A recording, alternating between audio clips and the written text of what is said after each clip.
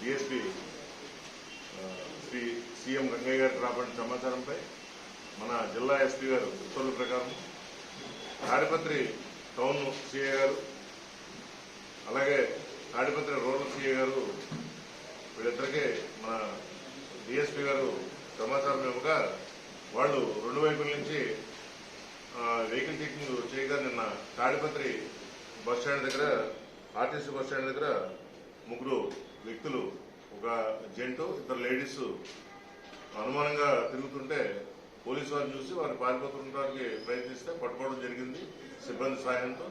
వాళ్ళు చెక్ చేస్తే వాళ్ళ దగ్గర 1,31,35,750 రూపాయలు నగదు గుర్తించడం జరిగింది.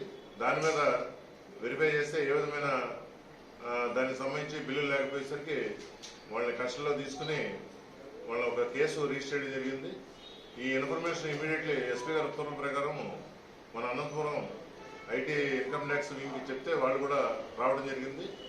వాళ్ళ సహాయంతో వాళ్ళ ఆధ్వర్యంలో మన సిఐస్ వాళ్ళ ఇల్లు కూడా చెక్ చేస్తే ఇంట్లో ఏ విధమైన సొమ్ము దొరకనందున వీళ్ళ ముగ్గురిని మన అరెస్ట్ చేయడం జరిగింది.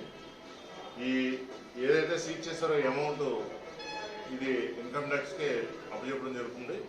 వీళ్ళు ఈ తాడిపత్రికి చెందిన షేక్ మస్తాన్ వలీ, షేక్ నజీమునిషా, షేక్ రషీద్. ఈ షేక్ మస్తాన్ వలీ అన్న ఇతను గోల్డ్ బిజినెస్ చేస్తూ ఉంటాడు. ఇతర రాష్ట్రాల నుంచి గోల్డ్ కొని ఇక్కడ అమ్ముతూ ఉంటాడు.